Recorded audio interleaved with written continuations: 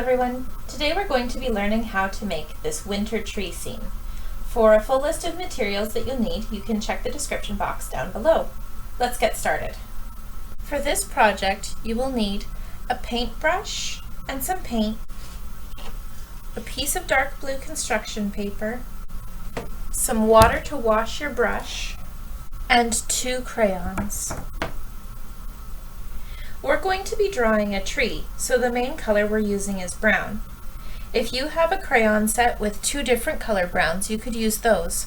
I don't, so I'm using brown and black. My paint has a variety of different colors on the tray. I'm only going to be using white for this, but I was painting earlier. That's why those other colors are there. I'm going to move the supplies I don't need off to the side so that I can get started. The very first thing we're going to do is draw a tree. Now, there's a few things to remember. Trees aren't perfect. Your tree shouldn't look perfect.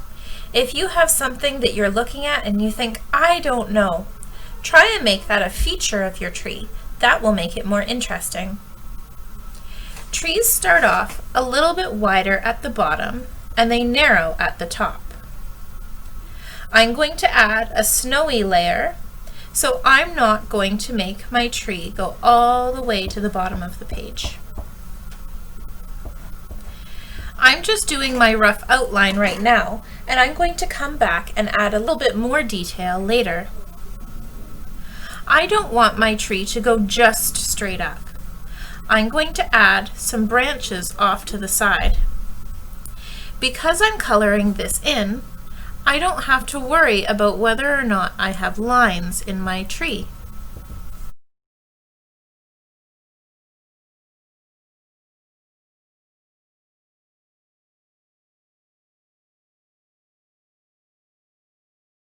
Now that I have the main branches of my tree penciled in, I'm going to add more branches coming out and little twigs as they get smaller.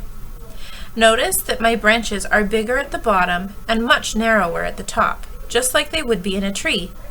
If you're not sure what yours should look like, you can always go outside and take a look at a tree around you.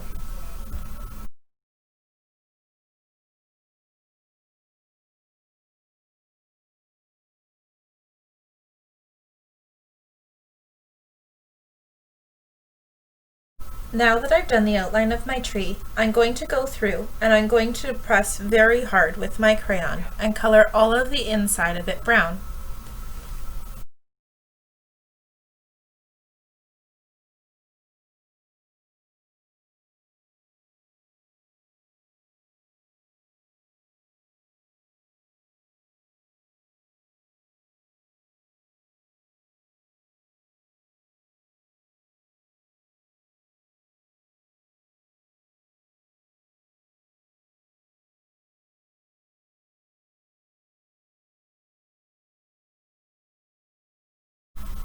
Now that I have my tree colored in with the brown, I'm going to come in with the black and I'm going to add a few little details just to make it more interesting.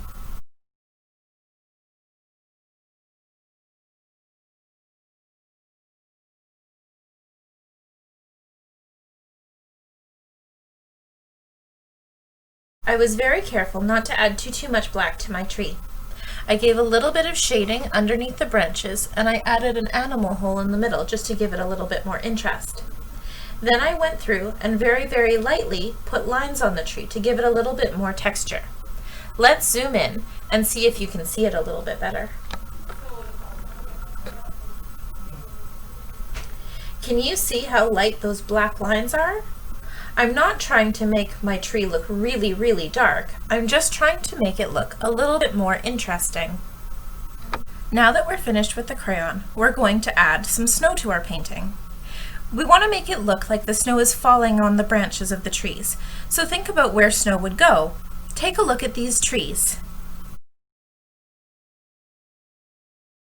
When I add snow to my painting, I'm going to add it to the corners of my branches here, but not so much on the outside branches because those are very small and they wouldn't hold a lot in real life. I'm going to add snow to the bottom, and I might also do some falling snow. Remember, with something like this, less is more, so you don't need to add gobs and gobs of paint. My paintbrush is pretty thick, so I might want to be very careful with it, or I could use a smaller paintbrush. I'm going to be careful with the one that I have, but if you have one smaller than mine, that might be easier for you. Let's get started.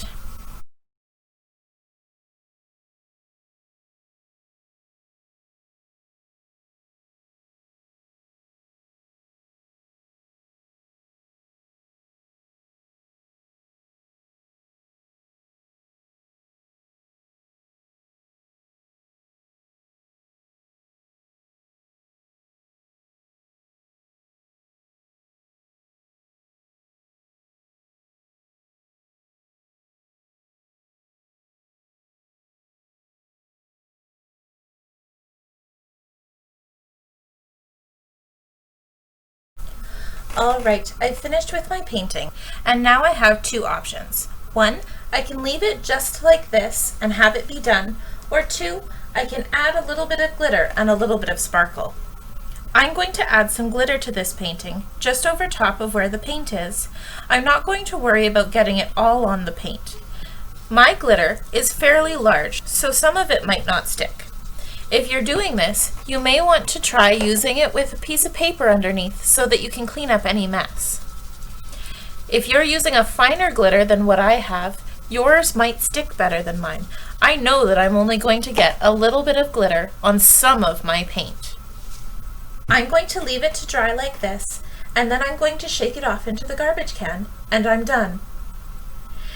I would love to see yours. You can post it to our celebration of learning on Teams. That way, everyone can see everyone else's.